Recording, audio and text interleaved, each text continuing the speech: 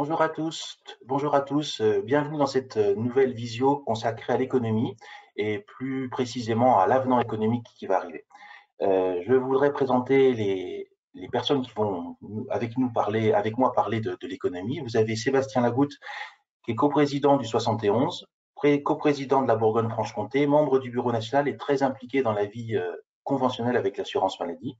Et puis Guillaume Rague, qu'on présente même plus maintenant, qui est pharmacien aussi, euh, permanent à l'USPO et en charge de tout ce qui est relation avec l'assurance maladie et de tout ce qui est prospective. Donc c'est lui qui va être le technicien de cette réforme et de cette stratégie qu'on va mettre en place. Donc ce que je voulais aujourd'hui avec l'USPO, c'était vous présenter l'objectif de l'avenant économique de 2024, de 2023, du troisième, quatrième semestre 2023. Vous savez que dans la convention, il y a deux volets, le volet métier, le volet économie. Le volet métier, on l'a brossé, on l'a validé au mois de mars l'an dernier. Mais par contre, le volet économique, on voulait qu'il soit mis au départ. Et puis l'assurance maladie, ce n'était pas son souhait au tout début. Ils nous ont fait une proposition qui était inentendable pour les syndicats et pour la profession, puisqu'elle faisait perdre de l'argent à 27% des pharmacies. Donc on ne pouvait pas signer un avenant économique qui faisait perdre autant à la profession. Et qui en plus faisait que c'était quelque chose qui n'était pas entendable par les pharmaciens et puis qui faisait perdre beaucoup d'argent à beaucoup de pharmaciens. On est à l'USPO toujours dans l'anticipation et on a voulu travailler dans cette anticipation. Alors on s'est épaulé des data d'Aicuvia. Vous savez, Aicuvia, c'est le concentrateur de data à qui vous transmettez toutes vos data tous les mois et qui vont nous permettre de faire des simulations sur à peu près 9500 officines et de l'extrapoler sur la totalité des officines. Ces données sont fondamentales pour nous parce que c'est des données qui sont indépendantes de la CNAM et qui nous permettent de ne pas gober tout ce qui nous est dit par la CNAM en disant on n'a aucun moyen de vérifier. Grâce à ces données, on peut vérifier, on peut simuler et voir si ce que l'on nous dit est la réalité, premièrement, et deuxièmement, d'essayer de trouver les meilleures solutions possibles pour que ce soit tout le monde ou un maximum gagne. À l'image de ce qu'on avait fait en 2017 quand on a signé l'avenant 11, où on avait fait avec déjà leurs données une moulinette, et on avait passé des heures et des heures à modifier ces paramètres de façon à ce qu'il n'y ait pas de perdant. Et vous aviez vu qu'il n'y avait eu aucun perdant. En fait, il y avait eu 200 pharmacies qui avaient perdu de l'argent à cause de la nouvelle réforme. Et comme elles avaient été compensées parce qu'on avait négocié cette clause de rattrapage, cette clause de sauvegarde, il n'y a eu aucun perdant. Ça a été permis parce qu'on avait les données avec Uvia. La stratégie de l'USPO, c'est une stratégie gagnante où on veut que la pharmacie, qui est souvent citée en exemple dans un système de santé international, puisse avoir les moyens financiers et de ce fait les moyens humains d'assumer les missions qui sont les leurs et les siennes et de pouvoir prendre en charge des patients et de continuer d'être dans le camp du patient, de quitter le camp du commerce pour aller dans le camp du patient. C'est ce qu'on a toujours voulu faire et c'est toujours ce que notre ligne directrice, encore plus aujourd'hui après la Covid et dans ses enseignements. Voilà, maintenant je vais laisser la parole à Guillaume pour qu'il nous fasse un rappel de l'économie avant Covid. Bonjour à tous. Quelques chiffres pour placer le décor. C'est vrai que aujourd'hui, la dernière année de référence avant Covid est 2019. C'est vrai que 2020 à 2022, on était dans une situation pandémique de Covid. Aujourd'hui, on peut préempter le fait que sur 2023 et à 2025, on sera plutôt sur quelque chose d'endémique. Par conséquent, une activité Covid qui sera sans doute divisée par 11 selon les projections. Donc, c'est à prendre en compte dans nos chiffres. Aujourd'hui, pour vous donner quelques chiffres macroéconomiques, notamment sur la dernière année avant Covid, c'est-à-dire 2019, la pharmacie, ça représente un chiffre d'affaires. La pharmacie française, ça représente un chiffre d'affaires remboursable assurance maladie hors LPP de 27,33 milliards d'euros. Sur ce chiffre d'affaires, la marge officine est de 6,79 milliards d'euros. Concernant ces 6,79 milliards, on a 78% qui est lié à la dispensation des médicaments remboursables. Et toujours sur cette assiette du remboursable, et je parle bien du remboursable, enfin du remboursé, pardon, on a 22% qui sont liés aux autres services qui regroupent tout un tas d'items. Pour vous donner des chiffres qui sont peut-être un peu plus parlants pour vous que des chiffres en milliards, on a aujourd'hui une ordonnance moyenne avec une marge, on va dire arrondie, une marge par ordonnance de 11 euros par ordonnance. Chaque année, on a 598 millions d'ordonnances par an qui sont dispensées. Et sur cette marge moyenne de 11 euros, on a à peu près 20% qui est attribuable à la MDL, donc la marge dégressive lissée. Donc, c'est le pourcentage de marge au propre de son terme qui nous reste sur notre rémunération officinale. Et aujourd'hui, on peut ainsi dire qu'on est peu attaché au prix des médicaments, ce qui a permis finalement, grâce à l'avenant 11, de nous désensibiliser de la baisse des prix des médicaments. Après ces 20%, on a 40% qui sont liés aux honoraires, au conditionnement, ce qui fait que on est encore à 40% lié au volume, un élément qu'on doit avoir en tête dans le cadre de nos réflexions. 20 à 40, puis 15 à 20% qui sont liés aux autres honoraires, donc c'est-à-dire notamment horaires à l'ordonnance, ordonnance complexe liées à l'âge ou aux médicaments spécifiques. Et enfin, les derniers 15 à 20% sont liés à la remise générique. Donc voilà un petit peu la décomposition. Aujourd'hui, un élément que je voulais vous faire retenir pour conclure mon propos, c'est que en tant que chef d'entreprise, entrepreneur, il faut changer aussi sa façon de réfléchir parce qu'aujourd'hui, avec notamment les médicaments chers qui représentent une proportion de plus en plus élevée, on ne peut plus réfléchir en chiffre d'affaires, mais il faut bien réfléchir en marge officinale, voire descendre jusqu'à l'EBE. Le chiffre d'affaires n'a plus vraiment de sens. Et également, c'est difficile de raisonner en pourcentage de chiffre d'affaires, notamment pour cet élément-là. Et bien sûr, toujours réfléchir en valeur. Donc voilà les différents éléments que je voulais vous présenter pour planter le décor avant de redonner la parole à Pierre-Olivier qui va vous parler de l'enveloppe liée à l'inflation et de la revalorisation des honoraires liés à cette inflation. Merci Guillaume. La ligne directrice que l'on veut prendre à l'USPO pour la profession, c'est bien sûr de faire en sorte que tout le monde gagne et qu'il n'y ait pas de perdant dans ce nouveau calcul. On a une enveloppe qui va être définie par l'assurance maladie en discussion avec nous, et cette enveloppe, elle a pour but de compenser l'inflation. C'est-à-dire que depuis 2019, on va considérer la base des discussions en 2019. Pourquoi 2019? Parce que c'était la première année qui était avant le Covid, premièrement, et deuxièmement, c'était la première année où la totalité de l'avenant 11 qu'on avait signé en 2017 faisait pleinement ses fruits. Donc, il y a eu une inflation depuis 2019. Cette inflation, elle fait que forcément, le pouvoir d'achat des pharmacies, le pouvoir de vivre des pharmacies, va être diminué du fait de l'inflation, puisque nous n'avions pas corrélé les honoraires à l'inflation.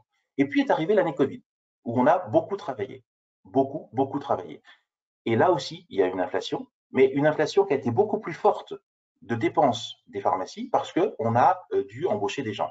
À titre d'exemple, vous savez qu'il y a eu une revalorisation de 6% l'an dernier des salaires. Eh bien, la masse salariale, elle, a augmenté de près de 12%.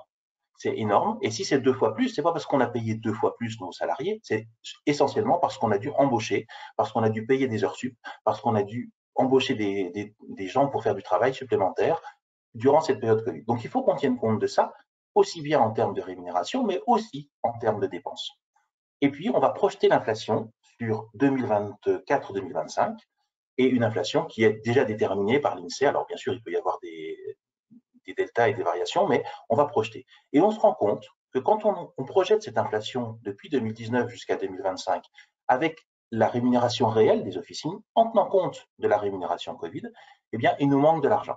Et c'est cette enveloppe qu'il faut qu'on définisse. Alors, on ne va pas vous donner de chiffres aujourd'hui, hein, mais c'est cette enveloppe qu'il faut qu'on définisse et qui va représenter l'investissement que doit faire l'État dans la rémunération des officines pour maintenir le taux de rentabilité des officines et que nous puissions maintenir les salaires que nous avons, les charges que nous avons, etc.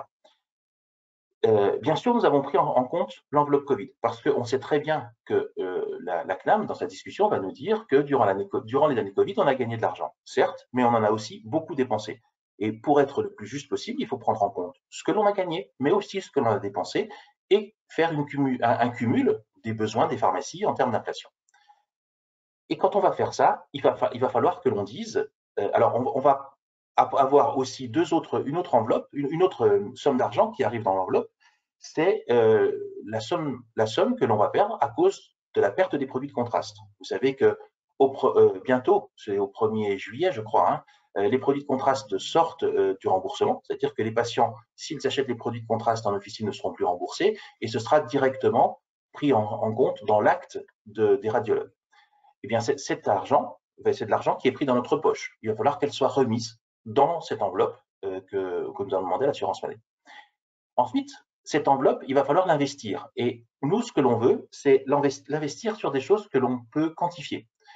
On ne peut pas l'investir sur des choses que l'on ne sait pas a priori, parce que cette enveloppe, elle va servir à nous faire vivre. C'est notre cœur de métier. Donc, il faut que l'on puisse quantifier. Ça veut dire quoi? Ça veut dire augmenter des honoraires. Alors, là aussi, je ne vous dis pas comment et quels honoraires on augmentera. Il faut qu'on puisse les, les, les, les bidouiller, il faut qu'on puisse les faire s'exprimer les uns avec les autres. Alors, ça peut être l'honoraire à l'ordonnance, l'honoraire personne âgée, enfin lié à l'âge, l'honoraire médicaments d'exception, enfin médicaments particuliers, ça peut être aussi la vaccination, etc. Donc, tous ces honoraires, on va les augmenter de façon à ce que le réseau soit le plus homogène possible. Parce que vous comprenez bien que quand on augmente un honoraire, par exemple, prenons l'honoraire lié à l'âge, on va favoriser des pharmacies qui ont beaucoup d'enfants ou beaucoup de personnes âgées. Et donc, peut-être on va défavoriser d'autres pharmacies. Quand on prend les honoraires liés aux médicaments un petit peu sensibles, eh bien, on va favoriser encore d'autres pharmacies. Donc, le but, c'est que tout le réseau gagne. Et ça, étant donné qu'on ne fait qu'augmenter des honoraires, tout le réseau va gagner, c'est une certitude. Il n'y aura pas, comme la dernière fois, une partie du réseau qui va perdre, une partie qui va gagner. Donc, tout le réseau va gagner. Mais en revanche, il faut que tout le réseau gagne de façon la plus homogène possible. Ce qui veut dire qu'on ne va vraisemblablement pas augmenter tous les honoraires du même pourcentage. Si on nous dit, par exemple, on augmente la marge qu'elle vous a donnée Guillaume de 10%, prenez un exemple qui est faux, mais prenez cet exemple-là, on ne va pas dire on met 10% à tous les honoraires. On mettra peut-être 5% à l'un, 12% à l'autre, etc., de façon à ce que le réseau soit le plus homogène possible. Le but que l'on a est de continuer de se détacher des prix et des volumes. Alors, les prix, on l'a déjà fait et on l'a plutôt bien fait. Des volumes, il faut qu'on continue à le faire. C'était d'ailleurs ce qui était dans la lettre de cadrage d'Olivier Véran au tout début des négociations et il faut qu'on continue sur cette lancée-là. Mais ce qu'il faut que vous compreniez bien, c'est que l'enveloppe que l'on va déterminer, qui est donc liée à l'inflation, qui est donc une enveloppe qui nous est due pour que nous puissions continuer à travailler, il faut qu'on puisse la mettre sur des choses que l'on peut quantifier. C'est ça qui est fondamental.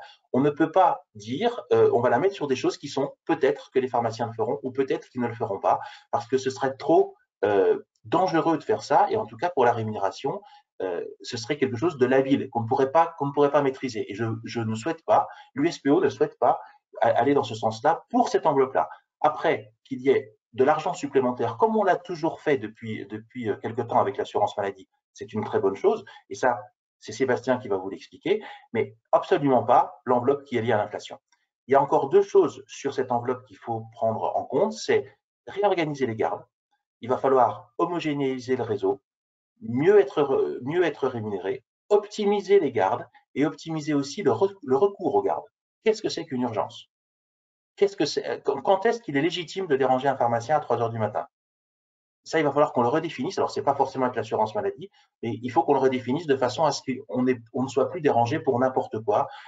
Moi, j'ai un confrère qui l'autre jour me disait, moi, je suis dérangé à 3 heures du matin parce que le boulanger, il sait qu'à 3 heures du matin, il y a moins de monde dans ma pharmacie. Alors, c'est plus simple de sonner et d'avoir mon ordonnance de renouvellement plutôt que de venir pendant les heures d'ouverture. Non, ça doit pas être entendable. Voilà, c'est pas possible. Donc, il va falloir réorganiser les gardes, continuer d'harmoniser le réseau, et puis une autre enveloppe, mais qui n'est pas sur une enveloppe prise pour l'inflation, qui est plutôt du gagnant-gagnant, c'est avoir une vraie politique avec les biosimilaires. Les biosimilaires, c'est du gagnant-gagnant. L'assurance maladie fait des économies. Nous faisons faire des économies. Une partie de l'économie doit nous être reversée. Et là, si vous voulez, c'est une nouvelle machine à inventer.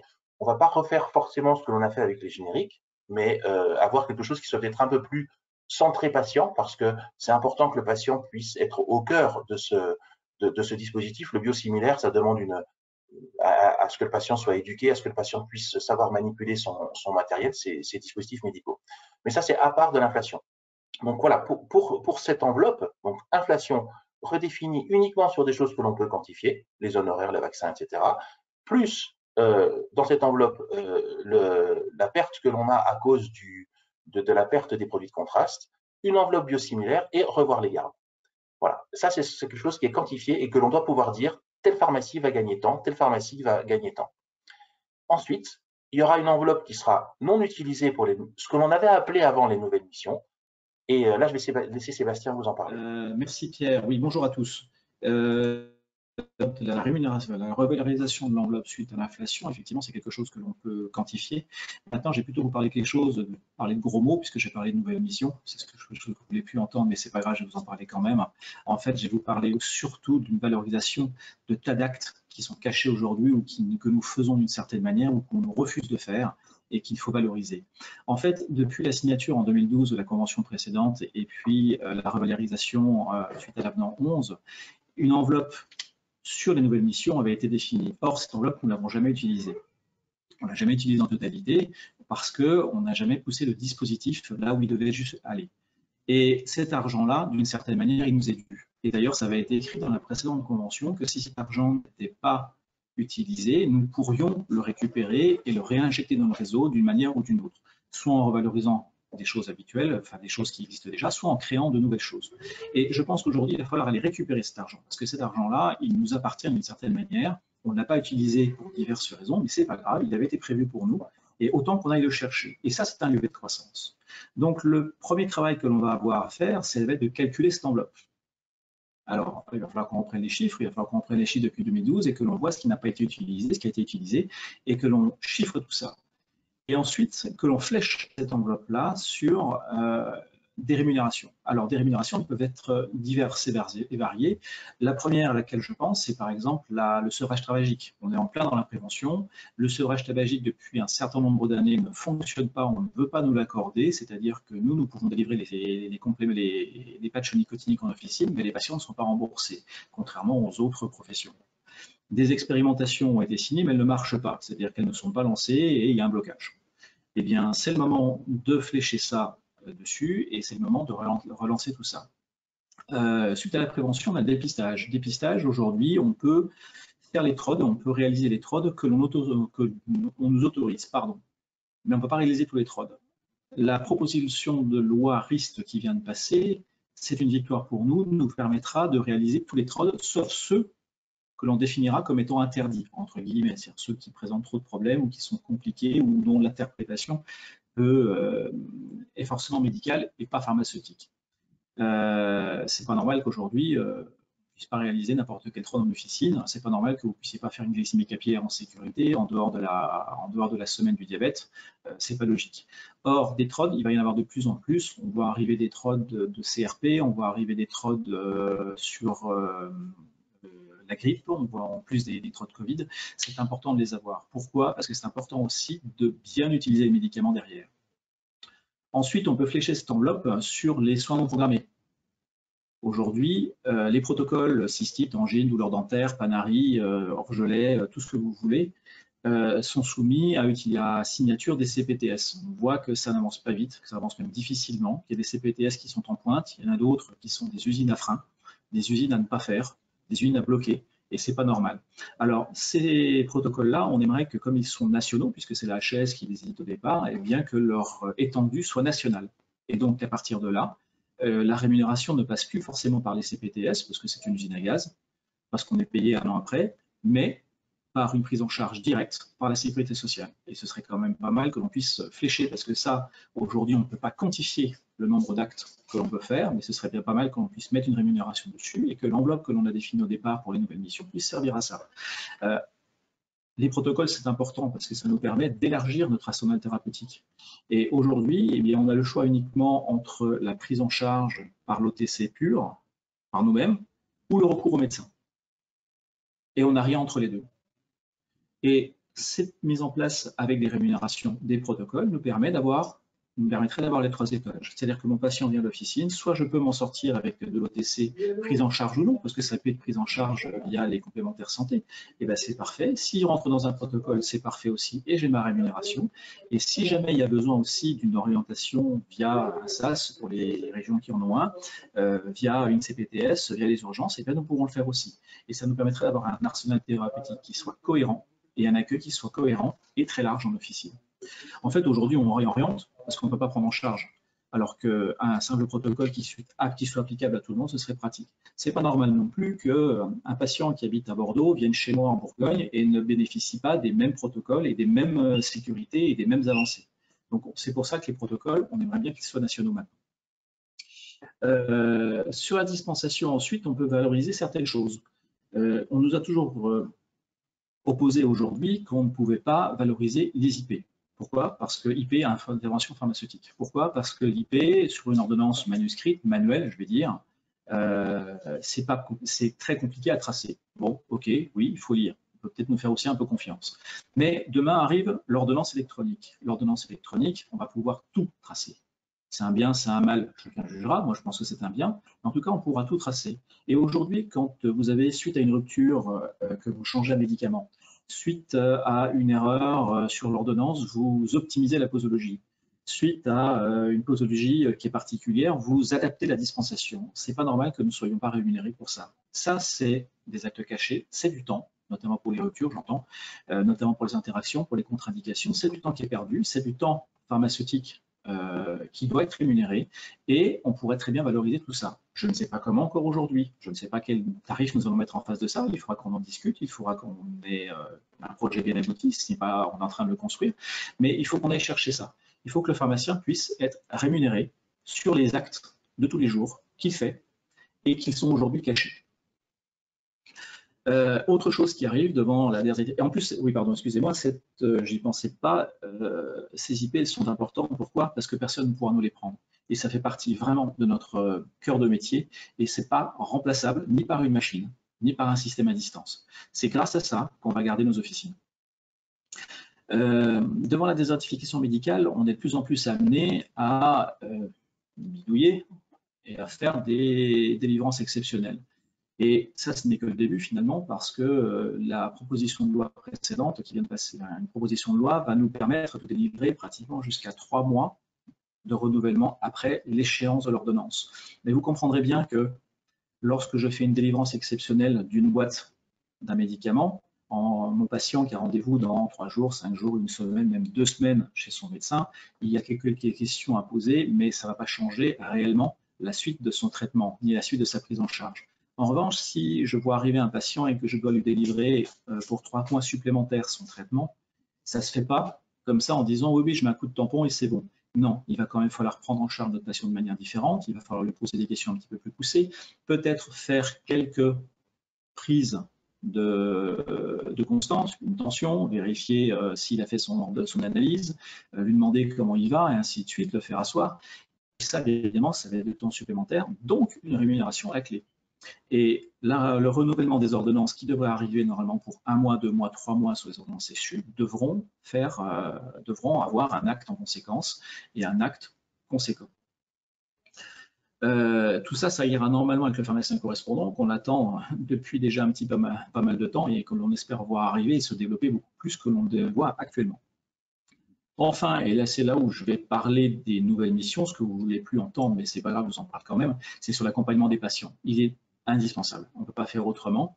On a bien compris depuis 10 ans parce que on ne connaissait pas ce genre de choses. Donc il a bien fallu tâtonner un moment, il a bien fallu commencer par un bout, le faire évoluer. On a bien compris que les nouvelles missions, aujourd'hui, elles n'ont pas suffisamment évolué, elles ne collent pas à notre exercice dans leur technique, c'est-à-dire pas dans leur fond, mais dans leur forme.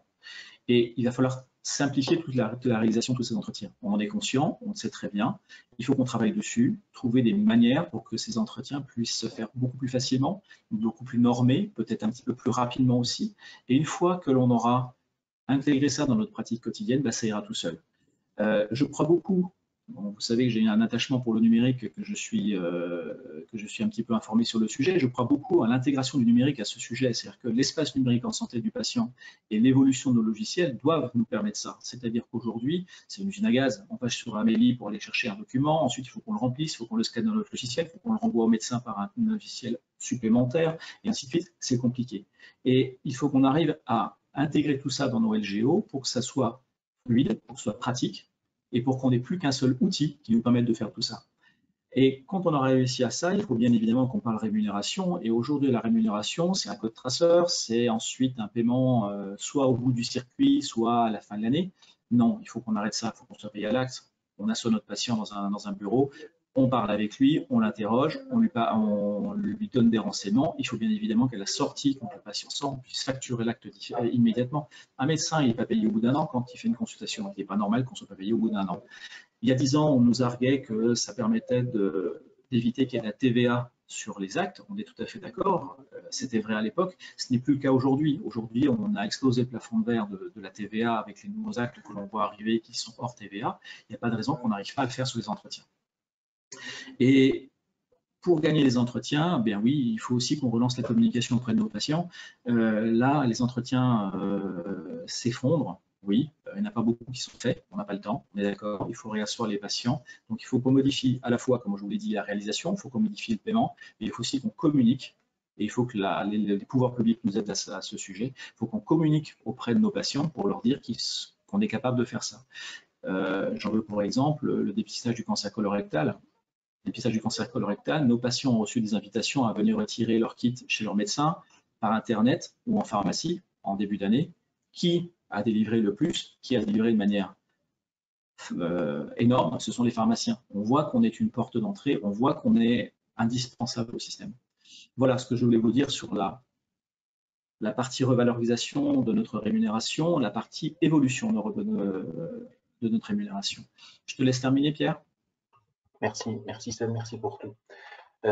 Oui, donc vous avez vu que ce programme économique est en deux valeurs. Une valeur qui va être là pour nous redonner un souffle par rapport à l'inflation et une valeur qui est là pour valoriser ce que l'on fait déjà et valoriser nos actes et nos prises en charge patients. On sait aujourd'hui que le climat est lourd, que les pharmaciens sont fatigués, les équipes sont fatiguées aussi, mais jamais on a bénéficié d'une image aussi forte, à tout niveau, au niveau des pouvoirs publics, au niveau des patients surtout, qui ne nous voient plus du tout de la même façon depuis la crise Covid. La profession est bien organisée par son maillage, bien organisée aussi par ses professionnels, qui sont des professionnels de santé, qui sont entrepreneurs, mais surtout aussi indépendants, et qui peuvent garantir l'accès aux soins partout sur tout le territoire. Ce qu'on a voulu à l'USPO, c'est préparer l'après-pandémie. C'est-à-dire que la pandémie nous a donné un surcroît de travail énorme, une bouffée d'oxygène économique, mais un surcroît de travail énorme, et on veut préparer l'après-pandémie et avoir une perspective pour les 3-4 ans qui vont venir, tout simplement parce que si on se borne à aujourd'hui, on sait que l'inflation va continuer encore 24, 25, 26, et on va toujours courir après cette inflation. Donc on aimerait pouvoir l'anticiper un petit peu et avoir un peu d'avance sur cette inflation pour les années prochaines. Il faut qu'on s'investisse aussi dans d'autres services patients, ça c'est certain, parce qu'on a besoin, les patients ont besoin de ça, et puis il faut aussi que l'on gagne du temps. Alors, gagner du temps, Sébastien vous l'a expliqué avec le numérique, les évolutions numériques, la e-prescription, etc. Mais il faut aussi qu'on gagne du temps avec des optimisations des tâches qui ne sont pas faites par les pharmaciens, le tiers payant. Il ne faut plus qu'on perde du temps par rapport au tiers payant. Alors, je vais faire un vœu aussi, c'est qu'on ne perde plus du temps à rechercher des nouvelles molécules, à rechercher des molécules, à rechercher toutes les ruptures. Mais ça ne dépend pas malheureusement que de l'assurance maladie et que d'une négociation conventionnelle. Et puis aussi, aussi que l'on donne toute la place au groupement dans tout ce qui va être aussi négociation avec les laboratoires, etc., pour ne pas perdre de temps. Les groupements ont une capacité de négociation qui est bien plus importante que nous, pris individuellement. Ils sont bien plus efficaces, donc donnons-leur pleinement cette mission-là pour qu'on gagne du temps et qu'on ne perde plus de temps à recevoir les représentants et à discuter pour gagner quelques centimes, quelques euros, alors que eux savent le faire bien mieux que nous. Recentrons-nous sur notre métier de pharmacien, gagnons du temps avec tout ça. Alors, je sais que pour tout ce qui va être rupture, c'est un autre travail, mais croyez-nous, on s'y attelle vraiment. Et puis voilà, et prenons en charge les patients et continuons sur cette belle lancée d'un métier qui aujourd'hui, quand on parle du métier de pharmacien avec d'autres pharmaciens d'autres pays, nous disent mais vous avez fait une révolution dans votre métier et on sent qu'elle n'est pas finie. Donc on va essayer de la continuer. On a besoin d'une structure et de fondements économiques pour pouvoir le faire. Ça, c'est fondamental. Donc, il va falloir qu'on aille défendre ça. Et on reviendra vers vous dans quelques temps pour vous dire les chiffres et pour vous dire exactement ce que l'on met et où est-ce que l'on met cette enveloppe et cette enveloppe supplémentaire que l'on doit aller chercher pour du travail que l'on fait en partie déjà. Voilà, je ne sais pas si vous avez des questions. Oui, on a quelques questions. Première question peut-être pour toi, Pierre-Olivier. Pourquoi ne pas revaloriser les paliers de marge, augmenter les prix des médicaments et augmenter les forfaits? Alors, on a voulu se déconnecter du prix avec l'avenant 11. C'était, vous savez, les médicaments baissaient, et du coup, nos marges baissaient. Aujourd'hui, la marge des médicaments représente qu'une faible part de notre rémunération, Guillaume vous l'a dit.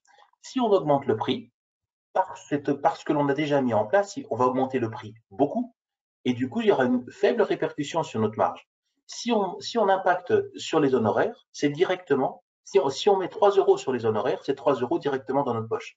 Si on met 3 euros sur le prix du médicament, il y aura peut-être que 70, 80 centimes dans notre poche.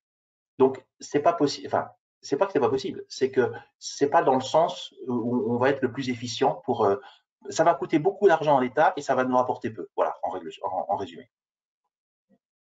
Et si je peux me permettre aussi, les honoraires sont dans le champ conventionnel, donc on maîtrise ce champ conventionnel, alors que les prix des médicaments ne sont pas dans ce champ conventionnel. C'est une discussion entre les laboratoires et le CEPS, le Comité d'études des produits de santé, qui est rattaché aux différents ministères. Et du coup, entre guillemets, on négocie pour nous. Ce qui fait que si on peut nous faire les poches, on nous les fait. C'est bien pour ça qu'on s'était décorrélé à l'époque de ça. Peut-être Sébastien, sur les trames d'entretien, quelqu'un nous dit est-ce qu'on pourrait avoir des trames d'entretien, peut-être qui est sous-entendu dans le LGO ou peut-être quelque chose, un fil rouge. Enfin, voilà, il y a des pharmaciens on sent qu'ils ont envie de le faire et qui ont du mal à se lancer. Peut-être tes conseils, toi qui en fais un certain nombre. Alors, deux choses, vous m'entendez? Ouais, c'est bon. Deux choses différentes. Les trames d'entretien, il y en a beaucoup qui sont sur le site d'Amélie, puisqu'il y en a beaucoup qu'il faut respecter. Donc, il y a souvent des trames qui sont définies et un circuit qui nous est imposé.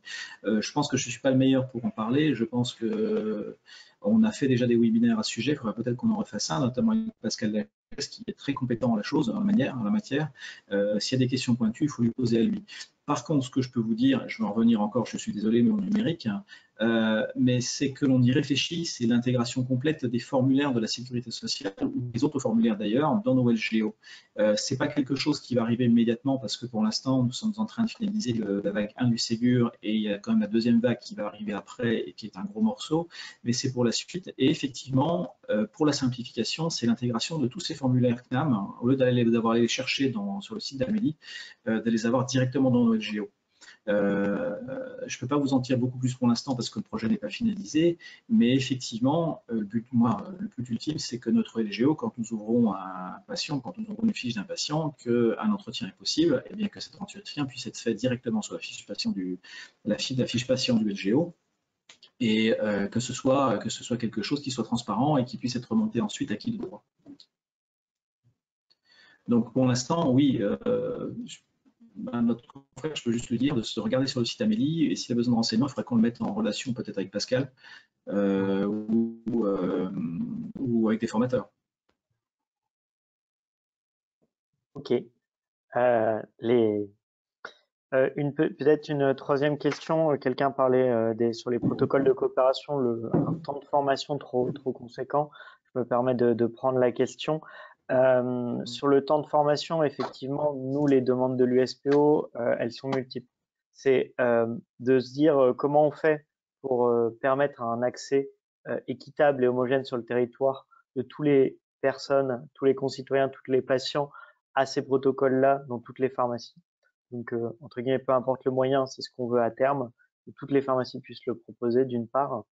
Et d'autre part, effectivement, sur les temps de formation, on sait très bien qu'au début, on a tendance, les autorités de tutelle ont tendance à mettre ceinture et bretelles avec des temps de formation très conséquents pour éviter tout problème, etc., etc. Aujourd'hui, avec un petit peu de recul, effectivement, je pense qu'un certain nombre de personnes de la puissance publique admettent que le temps de formation est peut-être un peu trop conséquent. Donc, on travaille avec eux pour ajuster ce temps de formation. Mais effectivement, le temps de formation, ça reste quand même une garantie quant à la mise au même niveau de tous les pharmaciens pour après exécuter le protocole. Il doit être d'une juste mesure. Mais par contre, de conditionner ces protocoles à une délégation X ou Y, ça, c'est pas bien parce que ça crée une homogénéité, une hétérogénéité plutôt, ça sera plus facile à dire, d'accès aux soins sur le territoire.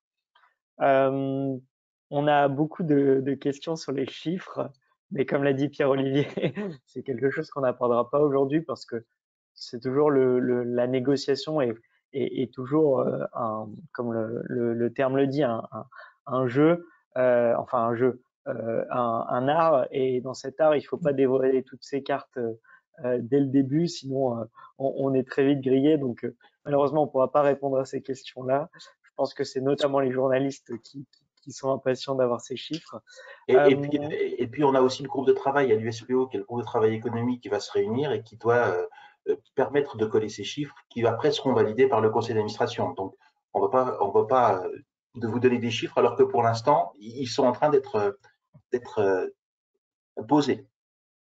On y travaille depuis le début février. Le groupe de travail bosse depuis le début février. Des chiffres, on en a déjà. Ils ne sont pas affinés, ils ne sont pas terminés. Donc, pour l'instant, c'est impossible de discuter de ça. Exactement. Pierre-Olivier, une question sur la dispensation à domicile. Quid de la dispensation à domicile Alors, la dispensation à domicile, vous savez que c'est quelque chose qui nous avait été promis par l'ancien directeur dans un webinaire du dimanche matin durant la Covid, qui avait compris l'importance de la dispensation à domicile et du aller vers.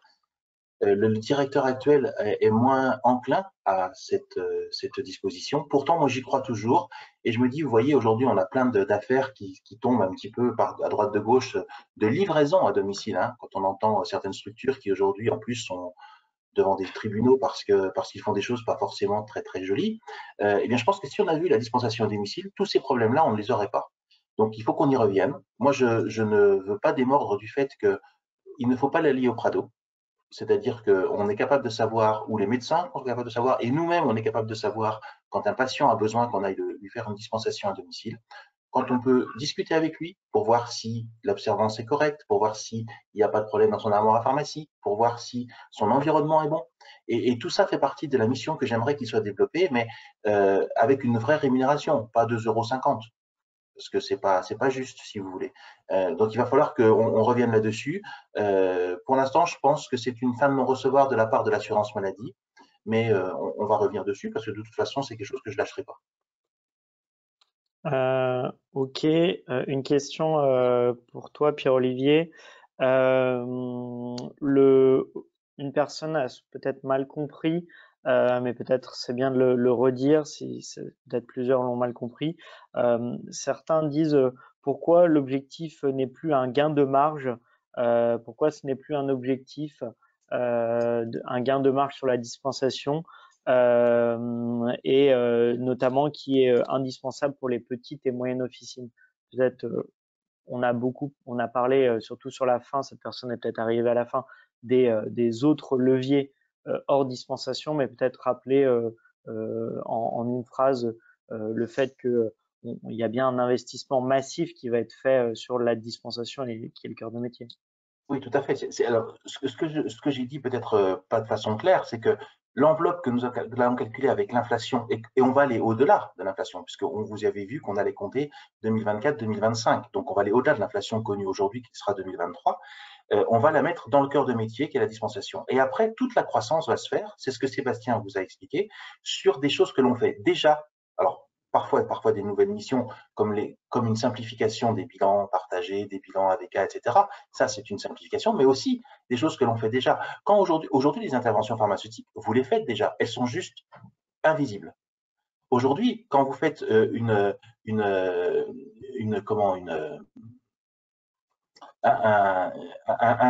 TROD en Chine, vous le faites. Il n'est juste pas assez rémunéré.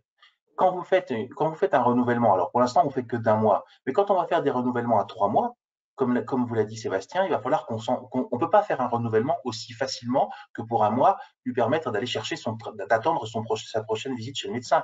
Il faut qu'on l'accompagne, le patient, il faut qu'on vérifie ses constantes. Et ça c'est quelque chose que l'on va faire. Donc, toutes les petites pharmacies aujourd'hui font des interventions pharmaceutiques. Toutes les petites pharmacies vont pouvoir faire des soins non programmés, des protocoles hors délégation, cystite, etc. Toutes les petites pharmacies vont pouvoir faire des renouvellements parce qu'il aura un patient qui n'aura pas accès à son médecin traitant.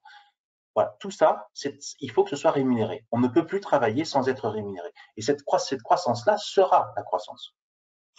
La rémunération de l'IP, c'est vraiment de la revalorisation de notre dispensation, hein, complètement. Hein. On est en plein dans le sujet. Et en parlant des IP, une question sur le fait, sur les IP et le numérique, pour demander est-ce qu'on aura accès de façon simple et lisible dans le cadre de notre dispensation à la biologie notamment pour optimiser ces IP. Quelle est l'interopérabilité entre les résultats de biologie, notamment les bulles de filtration glomérulaire ou la fonction pancréatique, etc.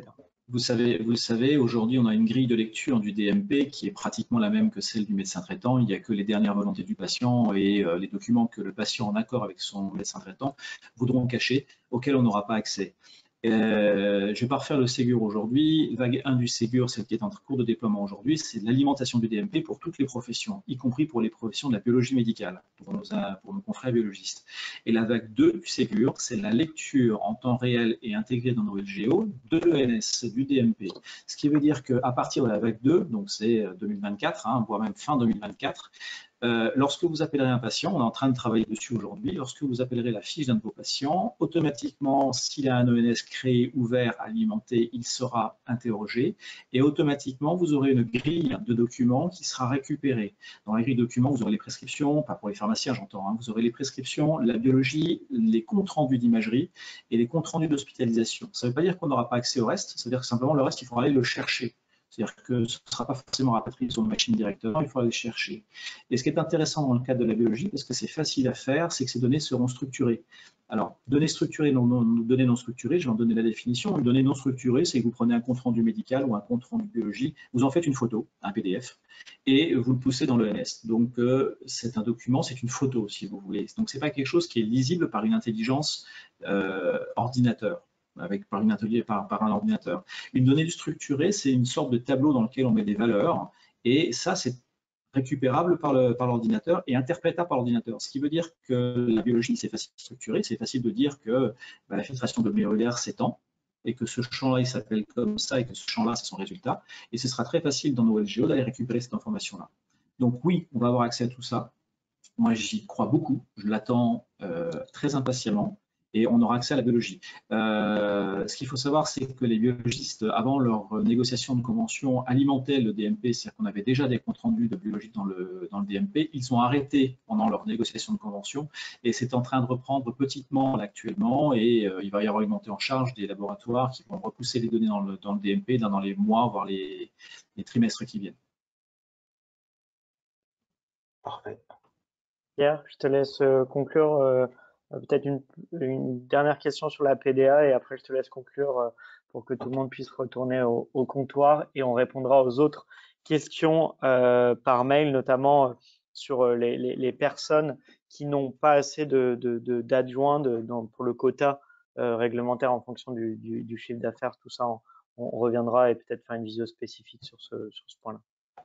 Alors sur la PDA, la question c'est quid de la PDA dans la rencontre de la prochaine négociation. Donc la PDA fait partie des choses pour lesquelles on va demander une rémunération. Donc on a toujours une opposition de la part de l'assurance maladie qui nous oppose la non-sortie des bonnes pratiques de PDA, mais on en a reparlé au ministre quand on a été reçu en réunion il y a 3 semaines, et le ministre a dit qu'il allait regarder. C'est important que l'on soit valorisé, que l'on puisse valoriser une PDA. Alors, pour l'instant, je ne sais pas encore comment, mais au moins la PDA au comptoir, ça c'est fondamental, et que l'on puisse être valorisé pour cet acte qui est un acte de maintien du patient dans son domicile, du maintien du patient qui peut retarder une entrée dans certaines institutions et qui est un vrai plus pour le patient.